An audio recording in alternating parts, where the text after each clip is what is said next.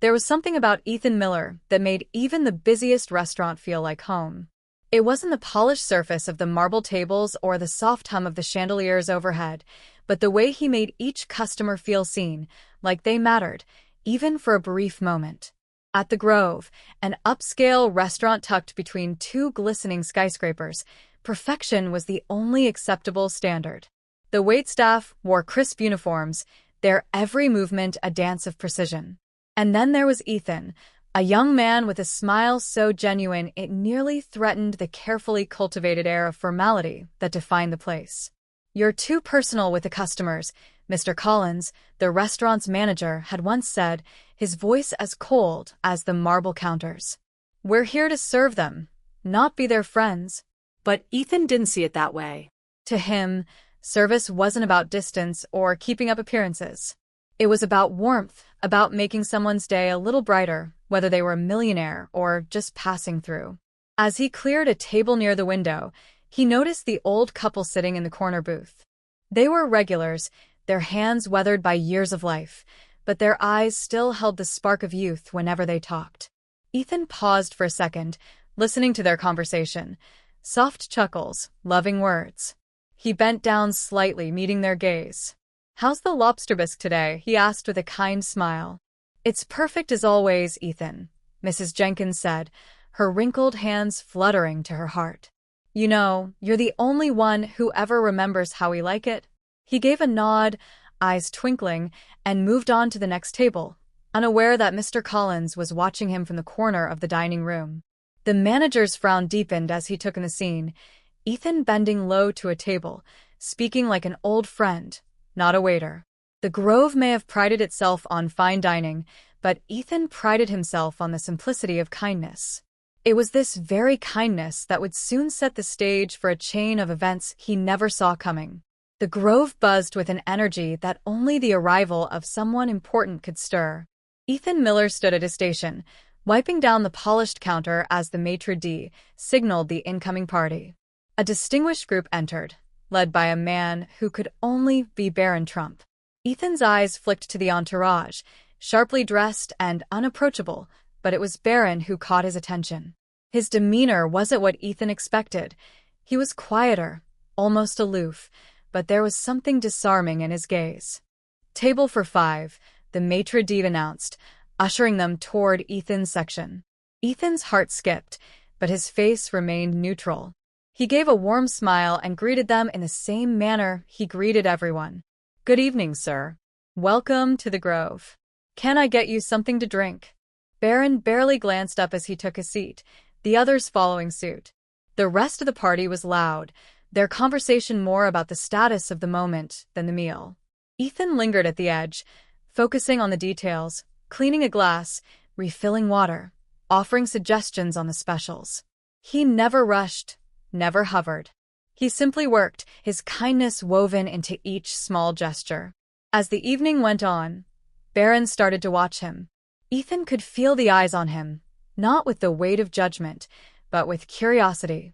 The other guests barely noticed him, lost in their own world, but Barron observed in silence. At the end of the meal, when the bill was paid, Ethan politely returned to clear the table. Barron stood up to leave, his hand absent-mindedly brushing against the back of his chair. That's when Ethan saw it, the leather wallet, half hidden beneath the table. He froze, then quickly grabbed the wallet and stepped outside, catching Barron just before he entered the car. "Sir," Ethan called, breathless. "I think you left this behind." Barron's eyes met his, surprised at the honesty that laced Ethan's words. A slow smile spread across his face as he took the wallet. "Thank you," Barron said, his voice sincere. "Not many would have done that." Ethan nodded, smiling back. "It's just the right thing to do." As Barron climbed into the car, Ethan watched him go.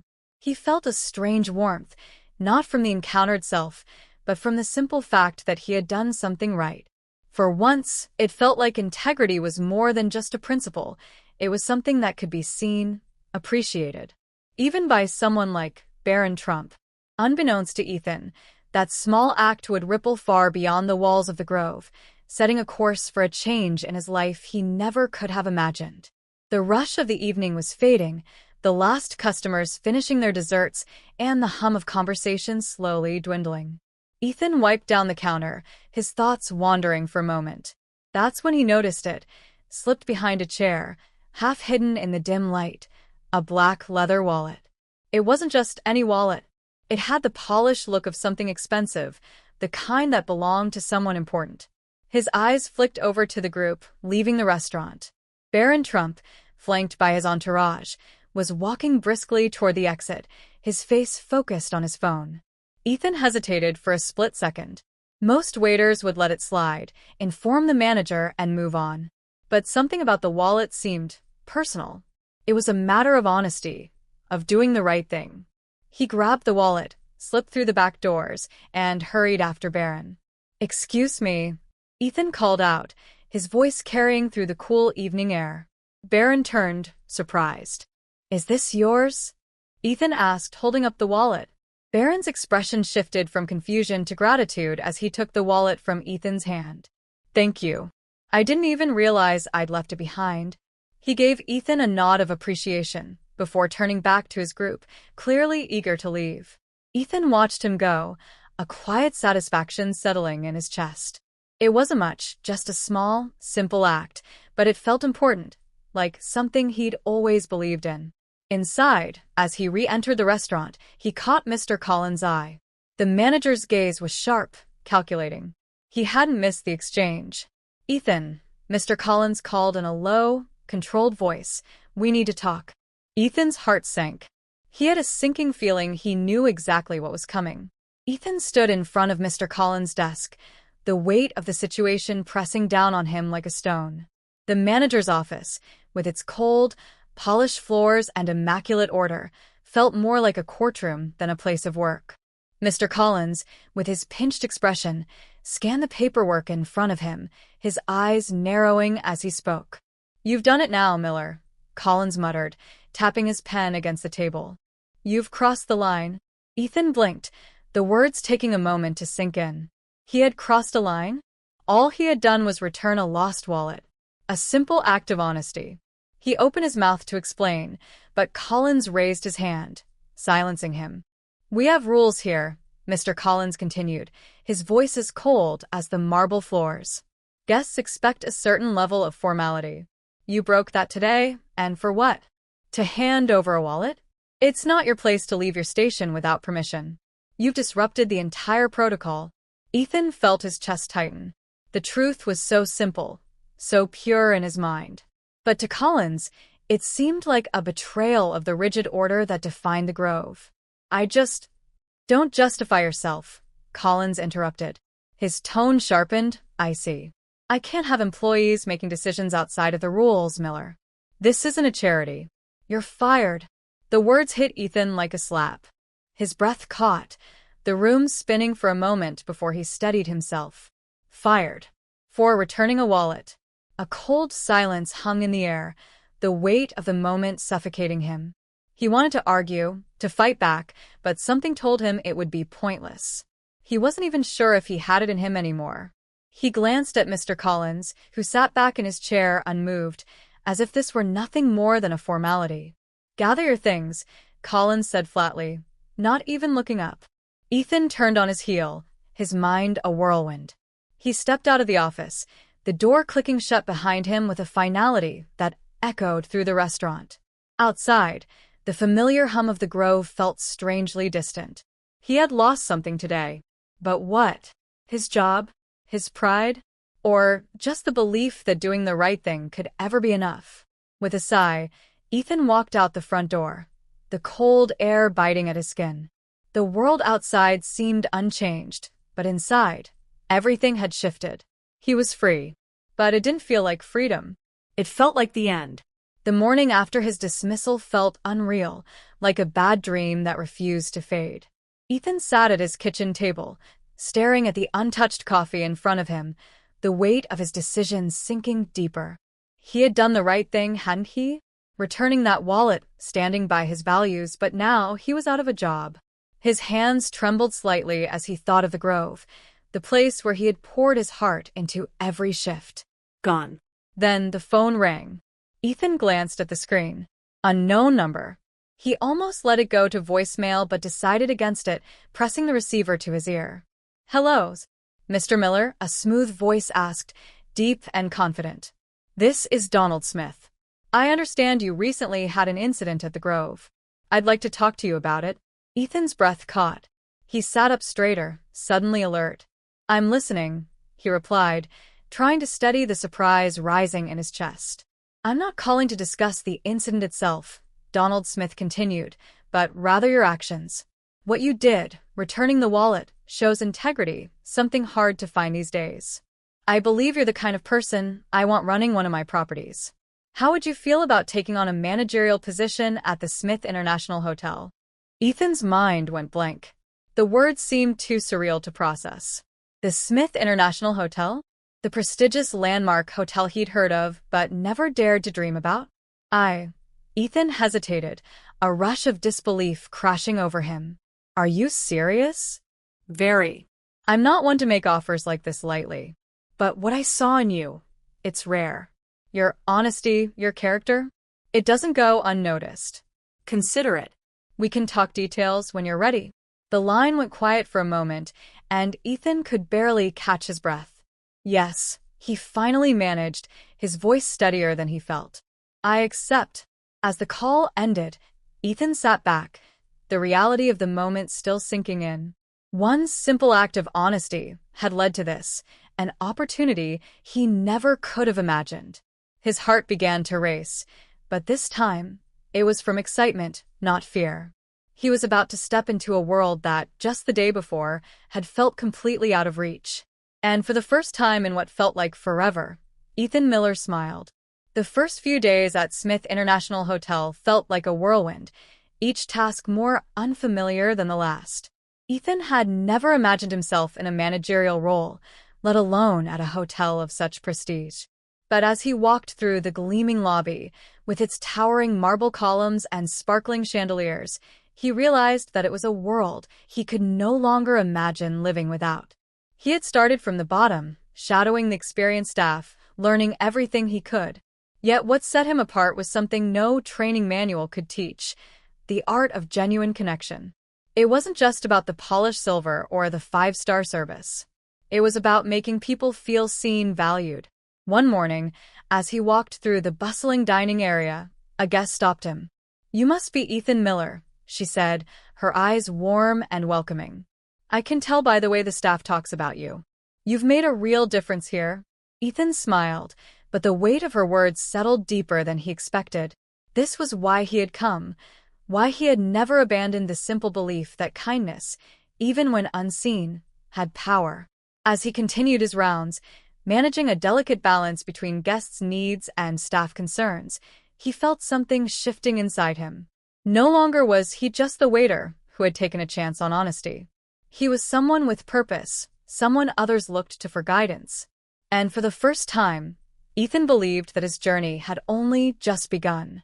The Smith International Hotel's dining room gleamed under soft chandeliers, the table laid with perfection. Ethan had never seen such opulence, yet as he entered, his heart beat louder than the clinking of fine china. Donald Smith was seated at the head of the table, smiling warmly, as though welcoming an old friend. The others, a mix of high-powered executives and dignitaries, watched with interest, their eyes flicking to Ethan, the quiet man who had once served drinks and now sat at their table, a guest of honor. Donald raised his glass, drawing everyone's attention. "Ladies and gentlemen," he began, his voice rich and steady, "I'd like to share a story of rare integrity, one that I believe should serve as an example to all of us." The room quieted. Ethan's throat tightened. He had no idea what was coming. "I'm sure you all know Barron Trump," Donald continued, turning toward the guest of honor. Barron gave a small nod, his expression neutral. Well, after a visit to the Grove, Barron had an experience that stuck with him. He encountered a young waiter, a man named Ethan Miller, who did something remarkable. He returned a wallet, a simple, honest act that shouldn't stand out, but in a world full of shortcuts and self-interest, it does. Ethan sat still, the weight of the room pressing down on him. He hadn't expected this, hadn't prepared for it. He had never wanted recognition. But here, under the gaze of the Smith family and their elite guests, the moment felt overwhelming. I offered Ethan a job at my hotel, Donald continued. And not as a waiter, not as a mere employee, but as someone capable of leading others, of shaping the culture of this place. Because true character, Donald paused, his eyes locking with Ethan's, is rare. And Ethan Miller has it in abundance. A round of applause erupted. Barron leaned over and gave Ethan a firm, approving nod. The other guests murmured in admiration. Ethan, stunned, lifted his glass, barely able to swallow the champagne that now felt foreign on his tongue. He had gone from being fired for his honesty to sitting among the powerful, celebrated for the very trait that had cost him his job. It felt surreal. As the evening wore on, conversations shifted to business, to the hotel's latest endeavors, but Ethan remained silent, a quiet observer in a world that was suddenly wide open to him. He thought back to the moment he'd returned Barron's wallet, so simple, so instinctive. In the end, it had been more than an act of integrity. It had been the doorway to a new life. Later that night, as he walked out into the cool city air, Ethan couldn't help but smile. The world had changed for him, not because he had sought it, but because he had simply chosen to be the person he always was. And somehow that had made all the difference. The view from Ethan's office was nothing short of spectacular, a panoramic sweep of the city skyline, glittering with lights that seemed to echo the new direction his life had taken. He stood by the window, reflecting on the journey that had led him here, the whirlwind of uncertainty now replaced with an undeniable sense of accomplishment. It felt like a dream, one he wasn't sure would ever come true when he first started at the Grove, scrubbing plates and managing the never-ending demands of the dinner rush. Back then, his kindness felt small, insignificant even. He never imagined it could cost him his job. Yet it was that very same kindness, the unflinching honesty he'd shown Barron Trump, that had been the key to this new life. The phone on his desk buzzed, snapping him from his thoughts. It was a message from Donald Smith. "Hope you're settling in. I trust you'll make things even better at Smith International." A smile tugged at Ethan's lips. He had. He was. His leadership had transformed the hotel's atmosphere, turning it from a well-oiled machine into a place where both staff and guests felt genuinely valued. And now, as he stood in his office, in a position he once only dreamed of, he realized something even more profound. Kindness didn't just change lives, it built them. Not just for Ethan, but for everyone he touched. Months ago, he had been a faceless waiter in a bustling restaurant, uncertain of where his path would lead. Now he was a manager, a man who had been given a chance to shape the future, not just for himself, but for others. He had learned that integrity, no matter how small the act, had a way of coming full circle, drawing forth opportunities that could change everything. As the city lights flickered below, Ethan couldn't help but feel a quiet pride. The road ahead was unknown, but it no longer scared him. The truth, he had learned, always found its way home. Subscribe to our channel for soul-stirring stories.